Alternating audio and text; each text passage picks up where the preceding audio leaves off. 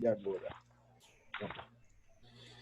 Pronto, gente, bom dia. A gente está começando com um pouquinho de atraso por dificuldades técnicas, né, essa, esses novos tempos aí que a gente tem que estar se reinventando, né? Então, habilidades que a gente vai adquirindo, né?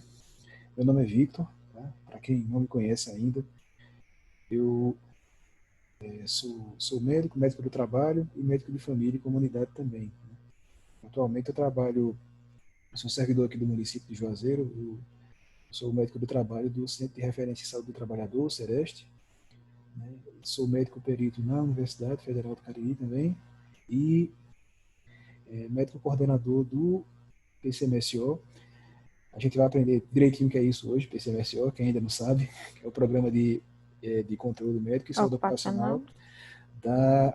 da empresa AIC, aqui em Juazeiro também, tá certo?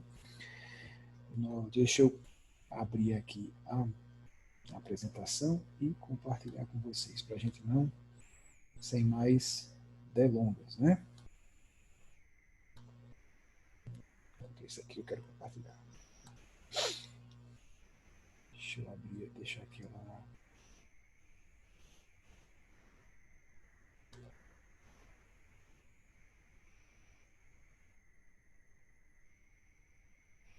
Estão todos vendo direitinho? Beleza. Eu estou. Nosso módulo hoje vai ser de saúde do trabalhador. Quando eu vi a ementa, né, que a Larissa me mandou, eu pensei, rapaz, desafiador. A gente em 4 horas conseguir contemplar uma ementa tão bacana. Eu tenho muito a falar sobre esses assuntos aqui, mas aí eu precisei me policiar e cortando, podando, para a gente também não correr o risco de ficar aqui muito prolixo e deixar de passar pelas informações que foram solicitadas, né? Então vamos lá, gente. A saúde do trabalhador, ela é um tema que assim, ela vem se revestindo de importância cada vez maior, né? Esse entendimento, ele quando a gente acompanha a evolução histórica, né, principalmente das legislações relacionadas à segurança do trabalhador, né, a gente consegue verificar bem esse avanço e esse olhar diferente lançado sobre esse campo do conhecimento, né? A gente partia de legislações que eram bem rudimentares mesmo, né, para garantir coisas que hoje a gente acha um absurdo, né? Tipo, olha, não pode criança trabalhar não, né? Antigamente isso era uma coisa revolucionária, né? Os primeiros embriões de legislação relacionada à saúde do trabalhador são nesse sentido, né? Até a gente chegar ao ponto de hoje, né, de situações bem específicas, né? A gente tem legislações que, por exemplo, se referem a trabalhadores que precisam exercer seu trabalho em espaços confinados. A gente tem parâmetros bem definidos para isso, né? Então, que bom que o campo evoluiu. Temos muito que evoluir ainda, principalmente aqui no nosso país, né? E eu queria começar a gente conversando justamente sobre isso aqui, né? Quem são os profissionais de saúde e segurança no trabalho e por que a gente precisa deles, né? O primeiro relato de profissionais assim voltados realmente, né, para a segurança e saúde do trabalhador, ele se dá em 1833 na Grã-Bretanha, quando naquela época saiu uma legislação justamente relacionada ao trabalho infantil. Então foram definidos, né, 4 inspetores só, isso para o país todo, né, que eram chamados inspetores de fábrica, para poder verificar algumas situações, né, a conformidade daquela empresa com algumas situações, né, daquelas indústrias, na verdade, na época, né, a idade mínima para o trabalho, né, as horas trabalhadas e as condições também, e se aquelas crianças estavam sendo incluídas em programas de educação, né. Então esses inspetores aí foram os primeiros, né, profissionais, assim pode-se dizer, com o embrião, né, o germe dos profissionais de saúde e segurança do trabalho, né? Eles tinham simplesmente esse papel de verificar essas conformidades, né? Essa legislação, ela foi, como eu já falei para vocês, ela foi criando mais ramos, foi ficando mais complexa, né? E esses profissionais, esses inspetores, tiveram que aumentar em número, né? Eles começaram também a ter uma função não só de fiscalização, mas também de orientação. Então, eles começaram a chegar nas fábricas, né? Trazer todo aquele rol de situações que eram necessárias a ter a conformidade, né? E fazer também a fiscalização. Aí isso começou a ter um movimento interessante também, que as fábricas, né, no início do século XIX, elas começaram a empregar profissionais delas específicos para poder já verificar e adequar as demandas dos inspetores. Isso aqui é visto como o marco do início da profissionalização dos profissionais de saúde e segurança do trabalho, né? As indústrias começaram a verificar a necessidade, né? Foi ficando cada vez mais complexo, né? Não era só ver idade mínima, horas, condições de trabalho, nem inclusão em programas de educação. A legislação foi ficando mais complexa e as indústrias foram vendo a necessidade de ter um profissional dedicado a interagir com esses inspetores e procurar fazer essas adequações solicitadas por eles, né? E aqui também é que a gente começa a verificar a questão da formalização desse conhecimento específico de saúde e segurança do trabalho. Porque esses profissionais que as empresas se dedicaram, eles começaram a trocar figurinhas uns entre os outros, né? A relatar as experiências, a mostrar como é que eram as rotinas de cada um. E aí foi começando a produzir conhecimento nesse sentido, né? A gente via também que a abordagem, né, em relação às grandes indústrias e pequenas indústrias, né? Esse profissional, a importância dele nas grandes indústrias era bem clara de ser visualizada. Mas nas pequenas, né, dois países especificamente, eles começaram a ter para contornar essa situação, a Alemanha fez de um jeito, né, que é que eles disseram, não, a empresa é pequena, ela não tem uma atividade muito complexa nem perigosa, a gente faz assim. O gestor mesmo, o diretor da fábrica, né, ele pode assumir o papel do profissional de saúde e segurança do trabalho, desde que ele faça um treinamento específico, né? Essa foi a solução da Alemanha, né? Na Holanda, eles disseram assim, tá bom, já que a empresa é pequena e não tem um grau de risco assim, não tem uma atividade tão arriscada que justifique ter um profissional na sua folha de pagamento, né? Vocês fazem assim, vocês contratam um de fora, né? Então essa é uma solução que a gente hoje é muito interessante verificar que até nos dias atuais, né, ainda se pratica algo nesse sentido, né? O que nos leva a esse terceiro ponto aqui, né, que é o desenvolvimento dos profissionais generalistas e especialistas em saúde e segurança do trabalho, né? Como era um campo de conhecimento que estava surgindo, né, há pouco tempo, os questionamentos e os conflitos eram muito comuns, né? Não tinha um consenso, né? Ah, eu faço de um jeito, fulano faz de outro, qual é o mais certo, qual é o, né? Então, toda essa questão ela levou justamente a essa discussão dos profissionais generalistas e especialistas, né? O entendimento era isso, um profissional só vai dar conta, né? Que aqui, como a gente vai percebendo, né, como eu vim explicando para vocês, as normas foram ficando cada vez mais complexas, mais e mais situações sendo contempladas, né? Mais e mais conhecimento sendo produzido, né? E esse questionamento aqui de um profissional só dar conta, ele começou a surgir, né? Então foi aí que começaram a ter também as ramificações, né, de o profissional específico da medicina ocupacional, os engenheiros, né, aqueles mais voltados para as questões organizacionais, né, e tudo isso a gente conseguiu vislumbrar, né, assim, se desdobrando nesse contexto aqui, né, de uma preocupação cada vez maior com a saúde do trabalhador e um avanço na legislação pertinente, né, relacionada a isso.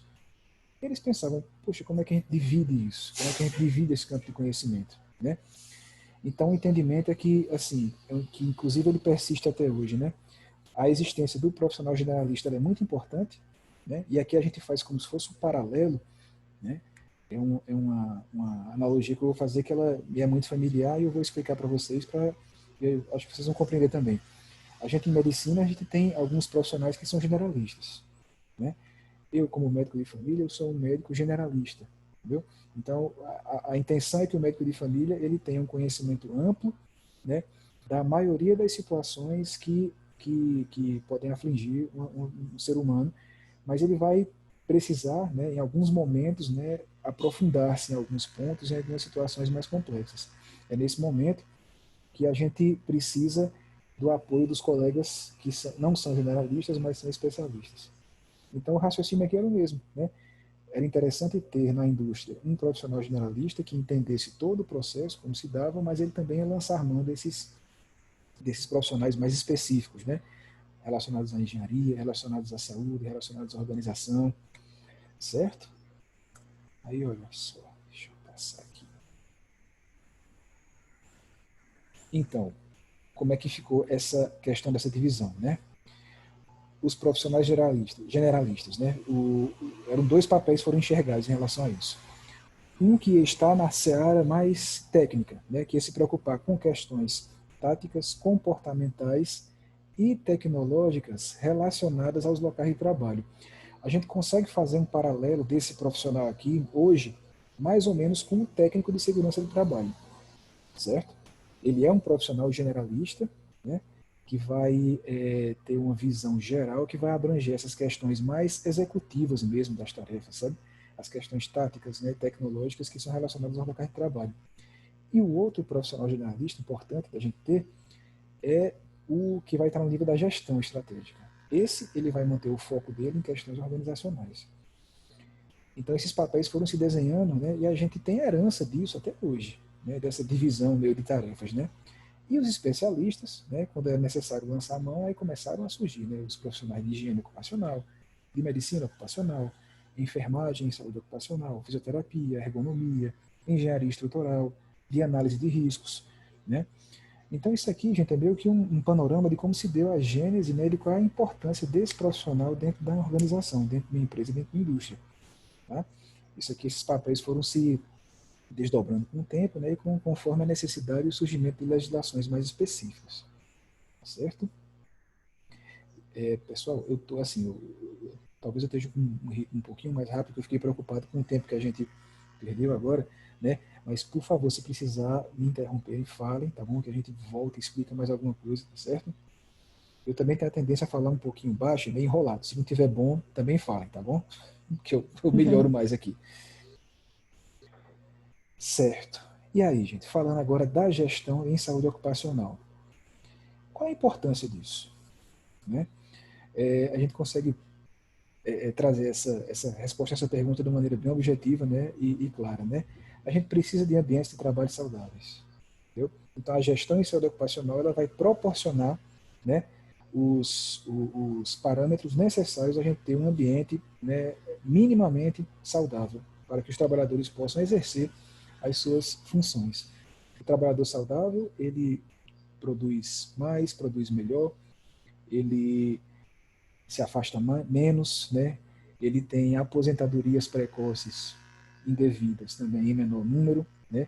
Você vai também ter uma fuga menor desse profissional de repente para outras empresas ou locais concorrentes, né? Então a gente só tem a ganhar quando consegue proporcionar esses parâmetros mínimos de um ambiente de trabalho saudável, tá certo? Então, a gestão em saúde ocupacional é uma definição bem técnica, só para a gente ter aqui em mente para começar a trabalhar. Né?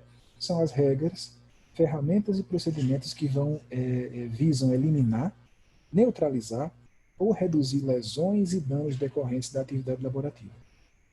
Certo? Regras, ferramentas e procedimentos. Né? Então, tem toda aqui uma questão de processos envolvida, né?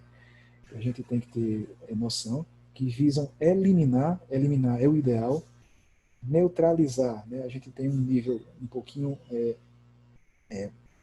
de excelência um pouquinho reduzido, ou reduzir lesões e danos decorrentes da atividade laborativa.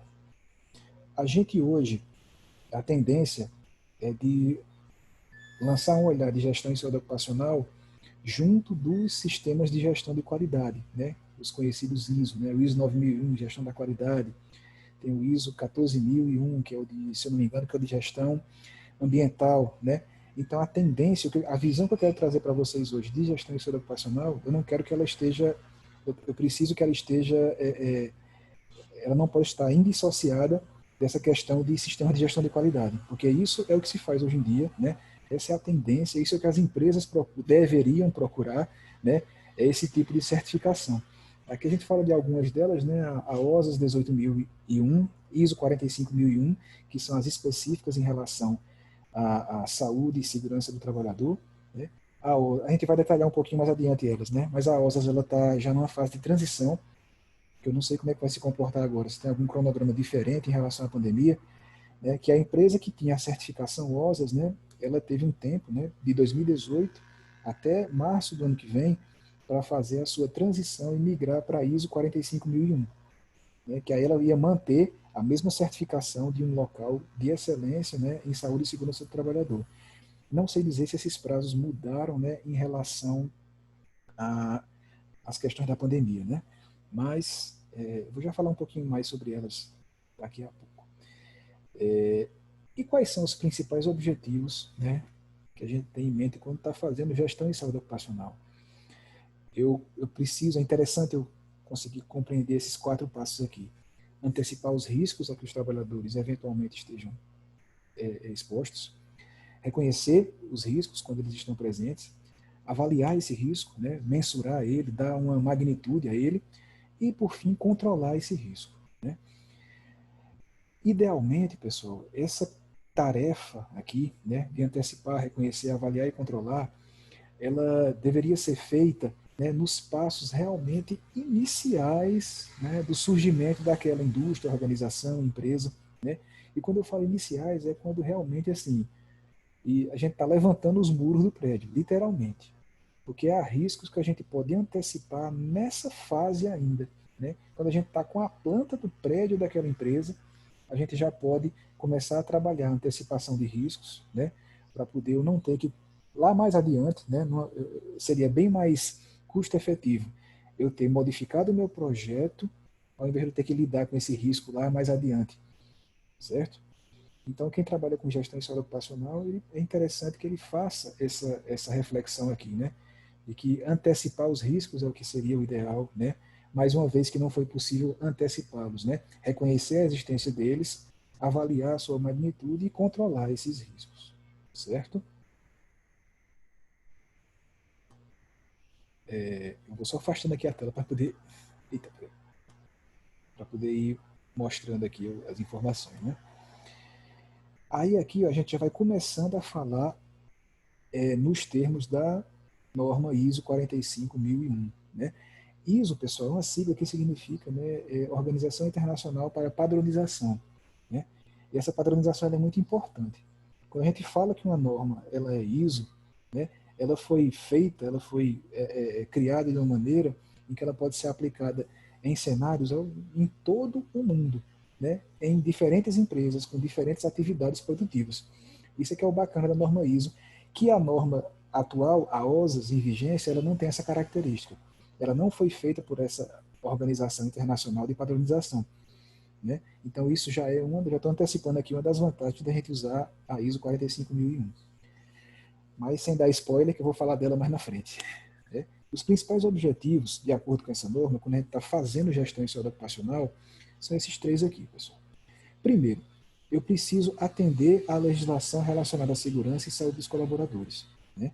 Isso aqui no Brasil, a gente tem, né, CLT em vigência, a gente tem as normas regulamentadoras, né, tem todo um cabedal de informações jurídicas que a gente precisa adequar a empresa a elas, né, programas que têm que ser criados, né, exames que têm que ser feitos com uma certa periodicidade, se eu preciso fazer ou não naquela empresa, criar ou não naquela empresa uma CIPA, né, que é uma comissão para prevenção de acidentes. Então, um dos principais objetivos da norma, né, é atender essa legislação. Então, ela nos seus pressupostos, ela já tem que estar, conter esse tipo de direcionamento, certo? É bem básico. Depois disso, eu preciso identificar os riscos das atividades da organização de forma a atuar preventivamente na saúde e segurança do colaborador, por meio da promoção de um ambiente de trabalho seguro. Gente, se eu atuo preventivamente, isso, né, quando a gente está trabalhando com gestão, é uma linguagem que a gente tem que se acostumar a utilizar no nosso dia a dia. A gente tem que mostrar meta, resultado, indicador, né? E quando eu trabalho dessa maneira, preventivamente, né, mais adiante, né, a empresa, a gente vai conseguir, no fim do ano, eu vou fazer o relatório da atuação do setor de saúde e segurança do trabalho. Eu vou mostrar o quanto eles economizaram em termos de sinistralidade, né, em acidentes de trabalho, em gastos com convênio de saúde, em perca de dias trabalhados, tá certo? Então, quando eu trabalho nesse diapasão, nesse sentido de atuar preventivamente, né, eu vou ter esse impacto em todos esses indicadores, em todos esses pressupostos, que muito importante para dar credibilidade à atuação do setor, né, e para que eles continuem, assim, vejam a importância do profissional, né? Então, e depois de identificar esses riscos, né, e preconizar essa atuação preventiva, eu vou conscientizar os colaboradores e todos aqueles que possam exercer atividades em seu nome das consequências de suas ações para com a saúde e integridade física de todos. Eu preciso aqui empoderar o colaborador. Eu preciso mostrar a ele a importância. Não é pegar a norma, enfiar a garganta abaixo e dizer faça porque tem que fazer. Eu tenho que trazer essa importância, né? Eu tenho que colocar o colaborador também como um ator, né, importante na nessa gestão em saúde ocupacional, porque a gente tem, infelizmente, a gente quando a gente for falar um pouquinho mais adiante de acidentes de trabalho, uma das causas que a gente estuda, né, dos acidentes, é essa negligência, né, é um descaso, né? São fatores que são até difíceis da gente controlar quando está fazendo o estudo e avaliação de acidentes de trabalho, que são muito individuais. Então, se eu já faço uma gestão que ela parte desse pressuposto que eu preciso conscientizar os colaboradores da importância daquilo ali, das consequências, né? A gente já está alguns passos adiante também no, na, para termos uma gestão de saúde ocupacional bem sucedida. Vitor, Certo? eu, Oi. eu trabalhei em uma empresa que tinha essa parte da segurança muito forte, sabe? Sim. Que realmente atendia essas três e tinha o ISO também. E que se o colaborador, ele tem todo o treinamento, toda uma conscientização, mas mesmo assim, se ele não, realmente não coloca em prática, ele era demitido, sabe? Então, assim, era uma coisa muito forte. Nem todas as empresas fazem isso, e às vezes uma negligência besta, por exemplo, descer da escada e não pegar no corrimão. Mas que para Olha a só. empresa é uma ação que eles dê de risco. Porque se ele está fazendo aquilo ali, ele pode fazer coisas piores sem a gente estar vendo, né? Assim, esse exemplo é muito bom, João Maria. Quando a gente tem uma empresa que tem essa gestão bem organizada, ela vai ter junto ali, né, o pessoal da gestão do pessoal, elas vão ter com certeza algum sistema de medidas educativas, né? Porque a gente pode ter ordens de serviço dizendo, olha só, vou colocar um exemplo aqui que você colocou, né? Eu preciso que ao descer a escada, né, o colaborador faça o trajeto todo, né, com a mão no corrimão. A gente pode fazer, transformar isso numa ordem de serviço e que se o colaborador for flagrado, né, é, é, desobedecendo, né, a gente segue uma sequência educativa De sanções. de sanções, né? Faz a advertência verbal, depois por escrito, depois uma justa Isso. causa, né? Então isso aí tudo, é por isso que é importante. Quando a gente fala de ISO, né, é outra vantagem da ISO, eu estou só antecipando aqui, ela consegue trabalhar muito bem com outros sistemas de qualidade, né, de gestão. A gestão da qualidade, por exemplo, né, ela vai ter a mesma estrutura, né, a ISO 9001, ela vai ter a mesma estrutura da ISO 45001. Então esses sistemas trabalham muito assim, ó. É uma máquina bem Interligado, lubrificada, né? né? Exatamente, é Uhum. muito bom integrar tudo isso, certo? Então, principais objetivos. Aí, gente, começar a falar um pouquinho do aspecto um pouco mais técnico. Deixa eu diminuir esse negócio aqui. Pronto. Quando a gente fala em riscos, né? Lembra que eu coloquei aqui, né? A gente tem que antecipar riscos, reconhecer riscos, avaliar riscos e controlar riscos. Eu achei interessante trazer para vocês um pouquinho dessa teoria aqui, do quais são os riscos que a empresa pode estar apresentando. Isso aqui, gente, é bem o início mesmo do estudo de saúde ocupacional e de medicina do trabalho, no sentido de reconhecimento de risco, a gente tem que classificá-los. Então, os riscos, eles primeiro, né, se dividem em ambientais e riscos operacionais. Os riscos ambientais eles podem ser de três tipos, né? Físico, químico, biológico. E os riscos operacionais de dois tipos, né? Os riscos ergonômicos e os riscos mecânicos. Tá? Vocês já devem ter visto em algum local, ou local de trabalho de vocês, ou algum local que vocês foram, né, fazer algum atendimento, algo do tipo, que chega na sala, né, aí tem assim pregado na parede um mapinha, né, um desenho da sala com algumas bolinhas coloridas, né, aí tem a assinatura de um pessoal embaixo. Aquilo ali, pessoal, é um mapa de risco, né? O mapa de risco, deixa eu mostrar aqui rapidinho para vocês um instante, só para vocês entenderem o que eu estou falando.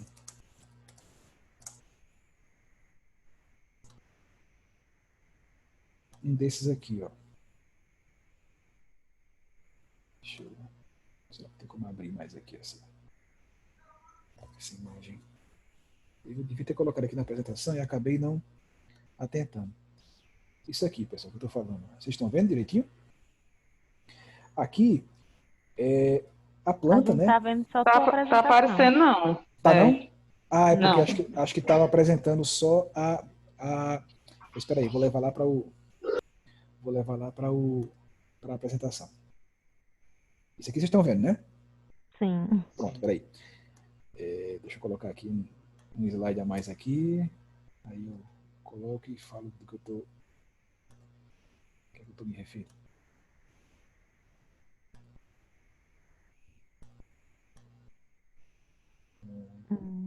Eu Agora já vocês vi. estão vendo, né? Pronto. Uhum. Isso aqui, gente, é como se fosse a planta baixa, né, de uma empresa, né? E esse bocado de bolinha aqui, e a gente não entende muito bem. E aqui no canto tem a legenda: amarelo, ergonômico; azul, mecânico; verde, físico; vermelho, químico, e um rosa aqui, biológico. Isso quer dizer que em cada cômodo aqui, ó, que cada local desse prédio aqui, os trabalhadores que estão ali, eles estão potencialmente expostos a esses riscos. Então, quem está aqui nesse setor, chamado... Deixa eu aumentar aqui também. Eita, vai já acabar a reunião, viu? Aí eu mando o link de novo para Jamari. Daqui a 10 minutos acaba. Ó, quem vai estar aqui trabalhando nesse setor chamado produção, ele vai estar exposto ao risco físico, ao risco mecânico, ao risco químico e ao risco ergonômico. E essa magnitude do risco, ela é definida pelo tamanho do círculo, né? Então vai ser um risco médio que eles estão expostos aqui. Certo?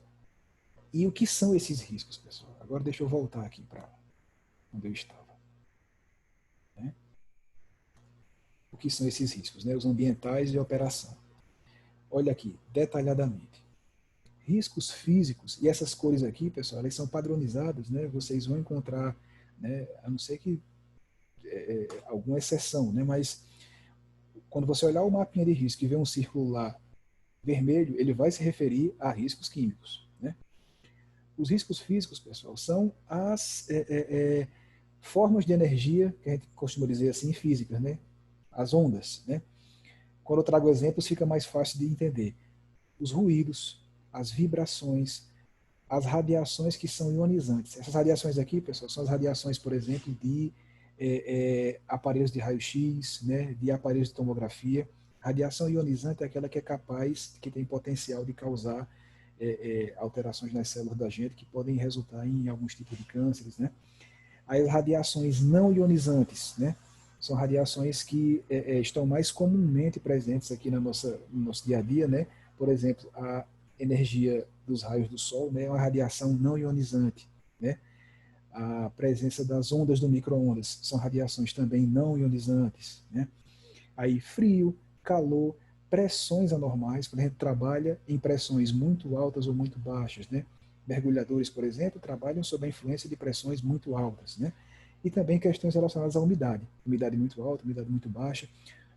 Sempre que eu tiver a presença de situações como essa aqui, lá naquele mapinha de risco, né, eu vou colocar um círculozinho, né, e o círculo ele vai ser do tamanho proporcional à magnitude desse risco. Né? Esse mapa de risco, pessoal, ele é uma atividade, inclusive, muito interessante, que ela é feita, o mapa de risco, quando ele foi criado na Itália, né, e a iniciativa dele é muito interessante. Quem faz os mapas de risco não é o gestor de saúde ocupacional, quem faz são os colaboradores, através da Comissão Interna de Prevenção de Acidentes, né, a CIPA. Certo? Então, prosseguindo aqui com os exemplos, né, os riscos químicos, né, são as poeiras, são os fumos, né, as fumaças, névoas, neblinas, gases, vapores. Aqui, aquele pessoal que trabalha, por exemplo, né, com solda, aquele vaporzinho que sobe da solda, aquilo é um risco químico. Certo? A pessoa que trabalha exposta, né, a eventual presença de gases tóxicos, né, por conta de uma produção industrial, indústrias farmacêuticas, indústrias de fertilizantes, né, a gente tem ali a presença no ambiente de gases. Né, então é um risco também que é presente. Né. As poeiras, pessoal, elas são relacionadas por exemplo, né? O pessoal que trabalha com perfuração de poços, né? Ali, quando está sendo feita aquela perfuração, você tem disperso no ar, né? Uma poeira muito fina daquele solo.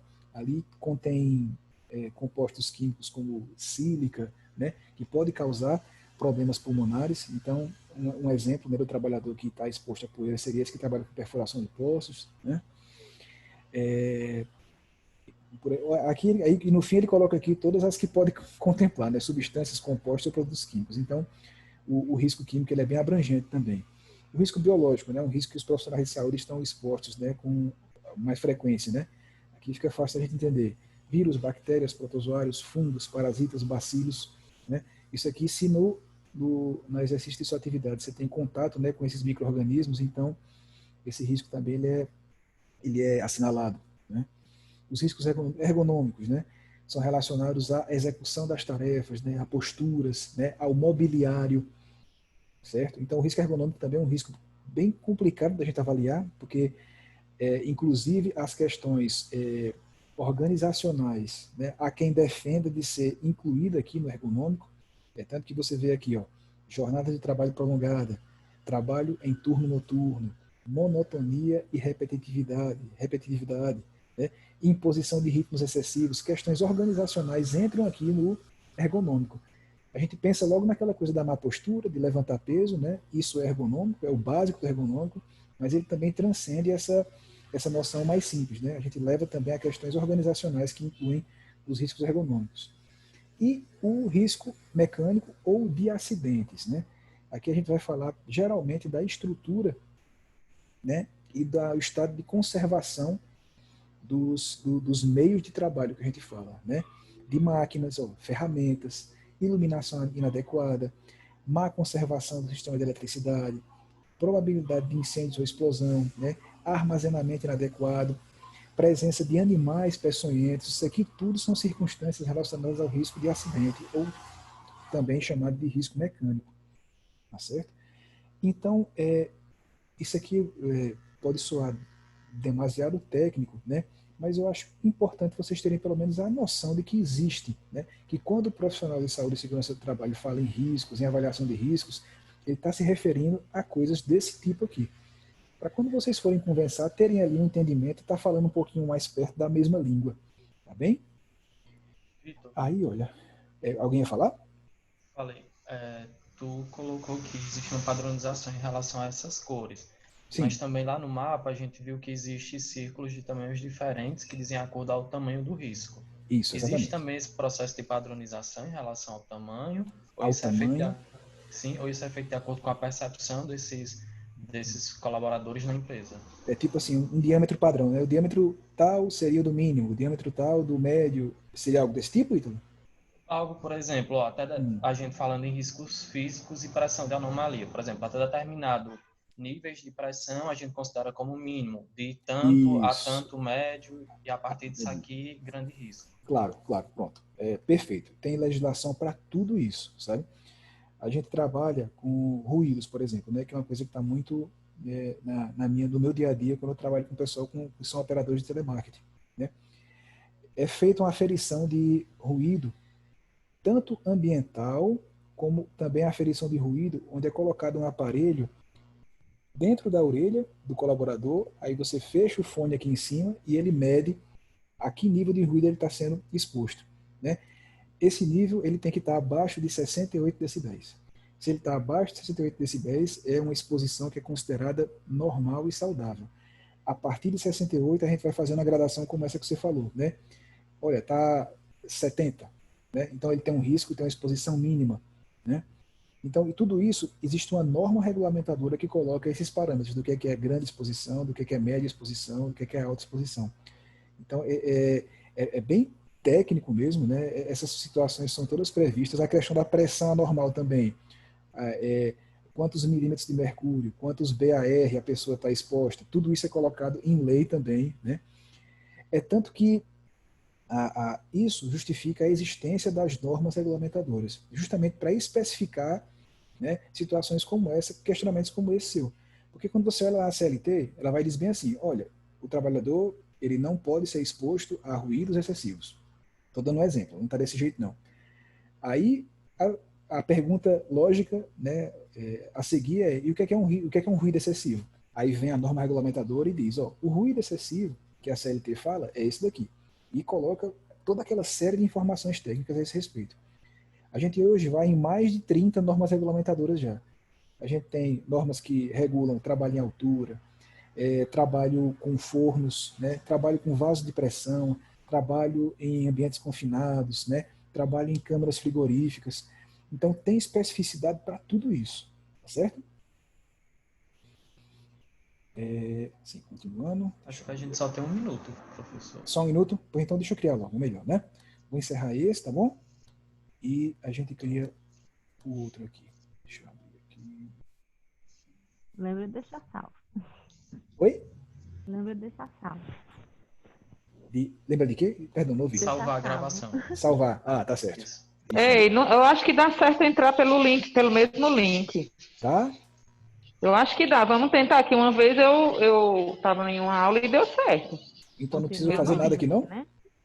Só quando cair aí, a gente tenta entrar pelo mesmo link. Aí se Tá não bom. der certo, você cria outro. Tá bom, já Maria avisa se não der certo. Né? Tá. Tá certo. Pronto, então aqui, gente, deixa eu abrir. Afastar de novo.